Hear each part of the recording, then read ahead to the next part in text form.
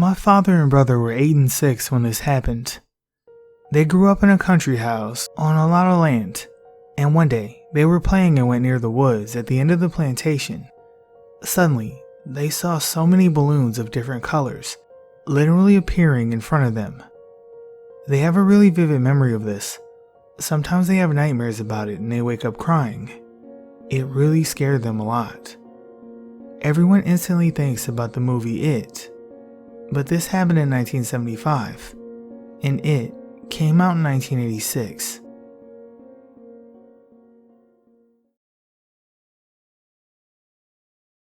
I've had unusual experiences with 2 of my exes.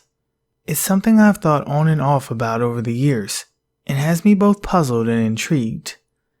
Both of them were somehow able to change their physical characteristics in such a way that when you looked at them and then glanced away and looked back, they would look like entirely different people. Their entire facial structure would change. Eye color remained the same, but eye shape, nose shape, jawline, and even lips would look entirely different. I noticed they would change depending on mood and what activity we were doing.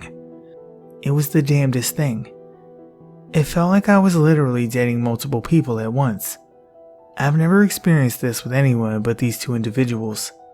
They were both on Adderall prescriptions for attention deficit disorders, and both had severe anger issues.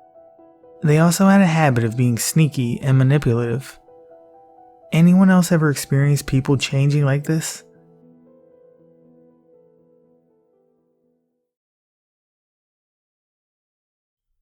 This happened when I was 14 years old. It was summertime, and my mom had just went through a nasty divorce. My mom, brother, and sister and I moved into a new home. Since my mom is now working overtime to dig herself out of a financial hole, and my brother and sister are gone a lot, their dad has joint custody of them. I'm home alone a lot of the time. Of course, I love this. I play The Sims, invite my best friend over all the time, play with my dog and cat, and roam the streets on my bike. I don't remember the house being haunted at first. Everything was great. It started with the tapping. I had my desk against a wall in front of a window. This wall was on the outside of the house.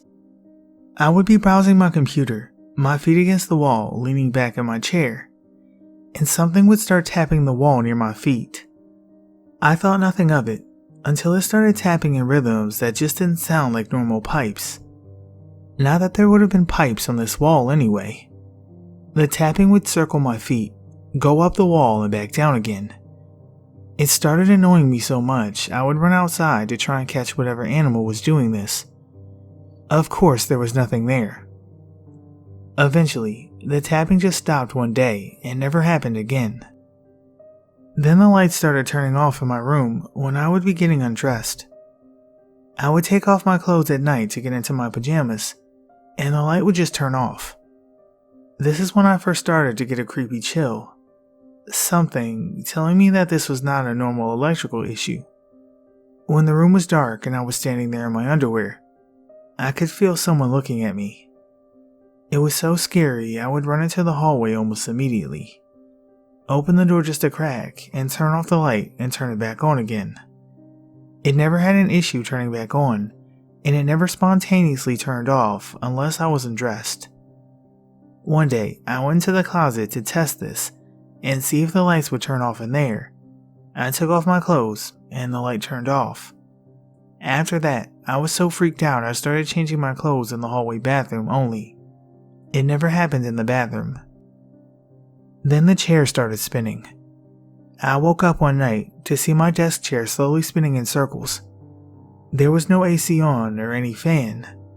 Besides, it would have taken a powerful fan to be moving the chair like that.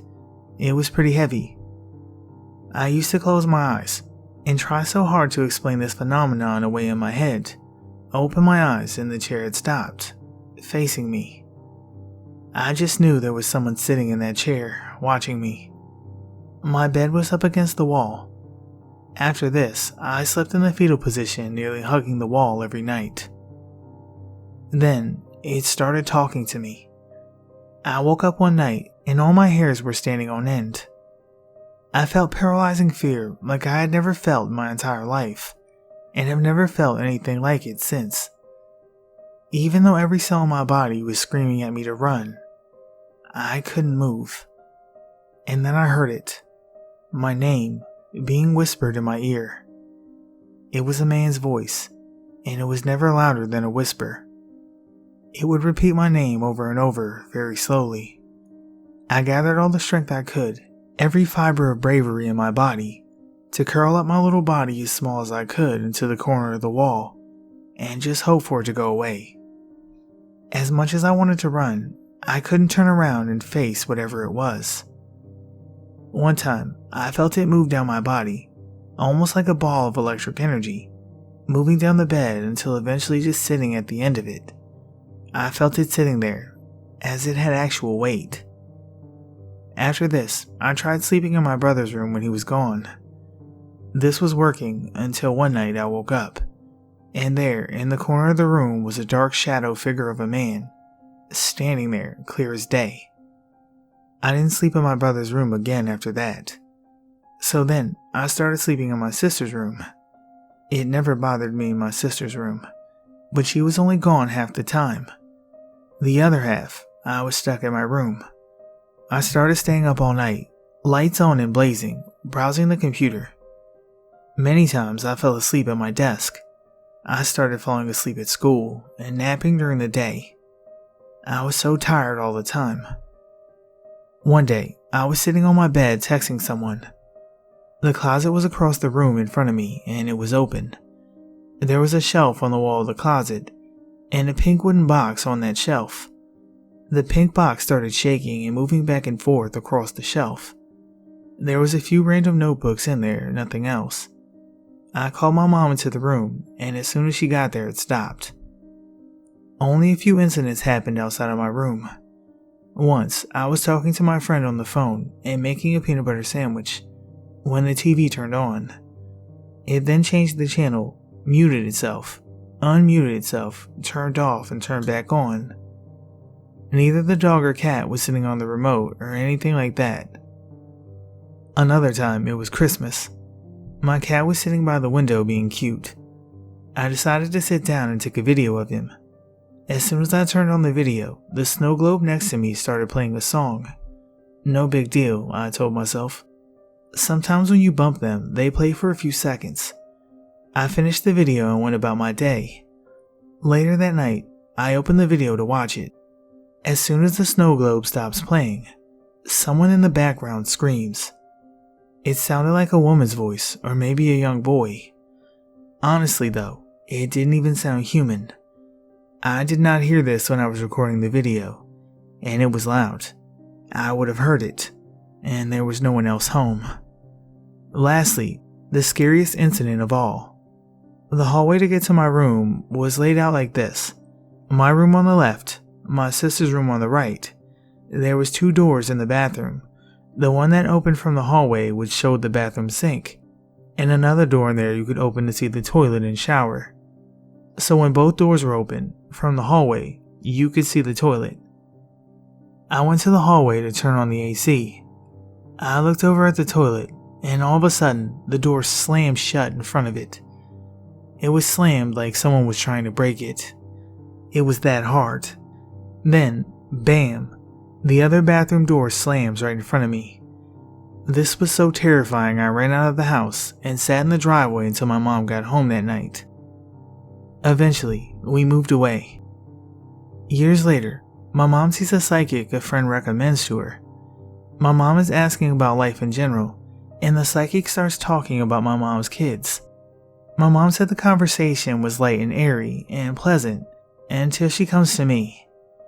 My mom said her face changed and she said, "Your oldest daughter, she was tormented by an evil spirit for a long time. That spirit wasn't in the house when you first moved there. It followed her home one day. She was somewhere she shouldn't have been. You need to tell her to be careful. This will happen again if she's not careful. She has a kind of energy spirits are very attracted to."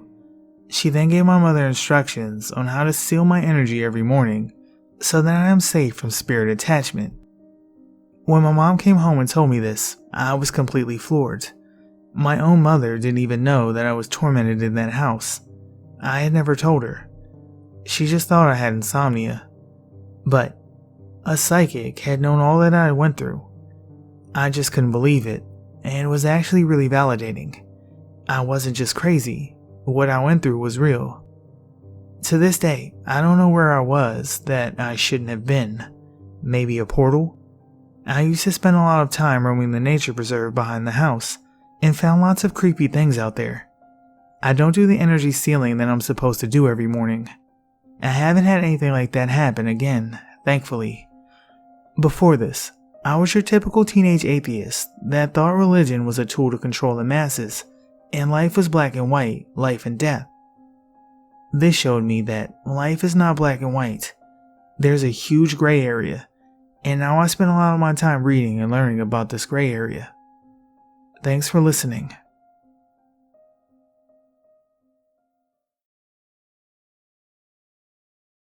When I was about 11 or 12, one night, I was taking a shortcut to a friend's house through a wooded area near my house. I didn't have to travel too far through the area to get to my friend's place, but these woods were kind of creepy, and I always made it a point to hurry through them, and I'd always look over my shoulder and pay attention to my surroundings. Anyway, to make a long story short, I looked over toward the tree line on a whim, and saw a man crouching along the brush, Metal Gear Solid style, clearly following me. He was bent down low and moving quietly, and honestly, I have no idea how long he'd been following me before I noticed him. I barely even caught him too. He was in the middle of moving between one row of trees and another when I looked over, so had I looked even a second or two later, I would have probably not seen him. Luckily, I was a pretty fast kid, so I took off and didn't look back until I got to my friend's house. It makes me wonder what would have happened had I not noticed him. The woods weren't entirely isolated, but they definitely weren't traveled often. So had he decided to attack me or something, there wasn't much of a chance of a good Samaritan coming along and helping me out. It's an experience that still creeps me out.